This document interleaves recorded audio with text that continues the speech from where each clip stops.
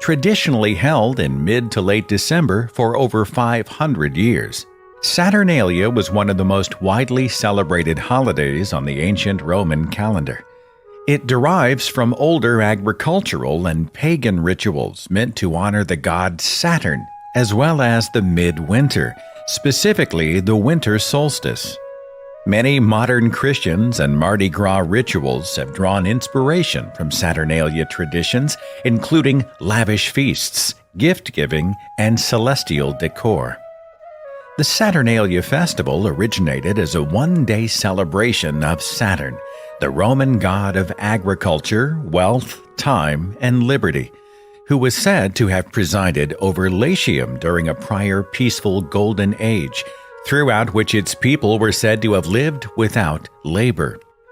The conditions of this supposed lost age were the inspiration for Saturnalia, a time free from school, work, exercise, and all other obligation. No court sessions were to be held, no justice was to be administered, no war could be declared, and social norms were suspended. By the late Republic, it had evolved into a week-long celebration beginning December 17th and lasting until December 25th, the date of the winter solstice on the Julian calendar. On the festival's first day, the Temple of Saturn would be used as the venue of a public sacrifice, typically a young pig. The Roman Senate was required to attend opening ceremonies at the Temple of Saturn, and a priest would officiate. An oil-filled statue of Saturn would have the woolen bonds around its feet loosened, as if to liberate the deity, and the statue was placed on a couch called a lectisternium to observe and take part in the celebration. A public banquet would then be held, and what followed would be a day or many days of feasting, merriment, exchanging gifts, and most interestingly, the reversal of roles between slaves and their masters, and disregard for the social norms regarding slavery. With a traditional greeting of Yo Saturnalia, those celebrating wore gold-colored adornments to represent the sun. Decor and food included sun and star-shaped items. Trees were decorated where they stood, and homes were dressed with wreaths and garlands.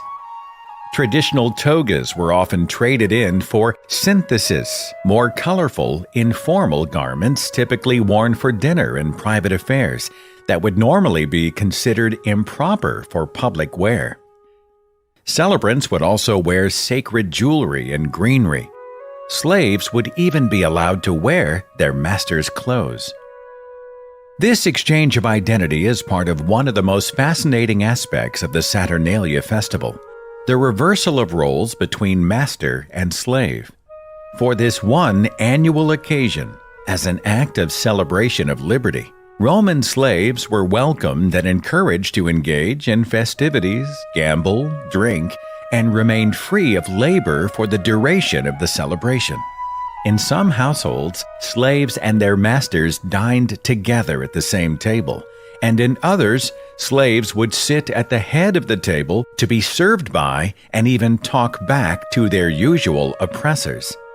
This interaction paints Saturnalia as a domestic holiday meant to disrupt social order, in addition to its public religious presence. Roles were displaced in other ways as well. It was tradition in many homes to choose a mock king for the festival. This king and leader of the Saturnalia festival, often called the Lord of Misrule, was responsible for creating mischief, chasing guests, especially women and young girls, insulting guests, wearing outlandish outfits, and instigating light-hearted hijinks were common activities for the Lord of Misrule. Saturnalia was not the first festival of its kind, likely being influenced by the Athenian Chronia festival, held in honor of Kronos, the Greek parallel to Rome's Saturn, who was said to have reigned during a golden age.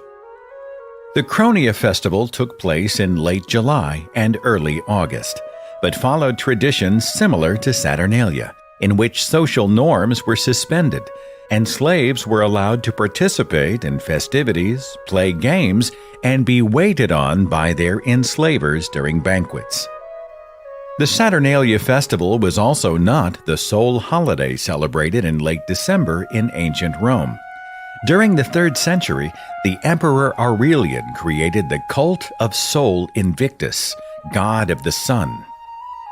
Sol Invictus was one of the most important Roman gods and symbolized victory, as he defeated darkness and rose every morning.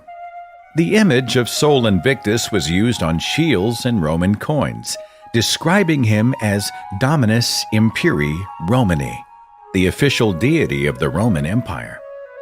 Until late in Constantine's rule in the 4th century, a festival was held in honor of Sol Invictus on the winter solstice.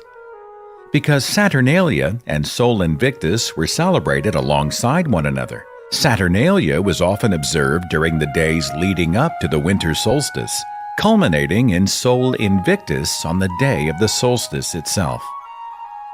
Obvious parallels to modern Christmas traditions have given rise to theories pointing to the Saturnalia and Sol Invictus celebrations as the subject of Christianization, with the date of the winter solstice, December 25th at the time, being adopted for the date of Jesus' birth and Christmas.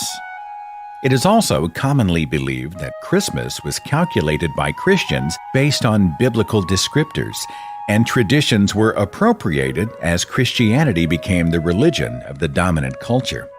While that is the subject of debate, we can be certain that Christmas and its traditions are not original concepts. For centuries, Greeks and Romans participated in festivals, rituals, and ceremonies during the time of the winter solstice. While these celebrations likely had their roots in agricultural observances, their meaning and symbolism are entrenched in the way we celebrate communal winter holidays to this day.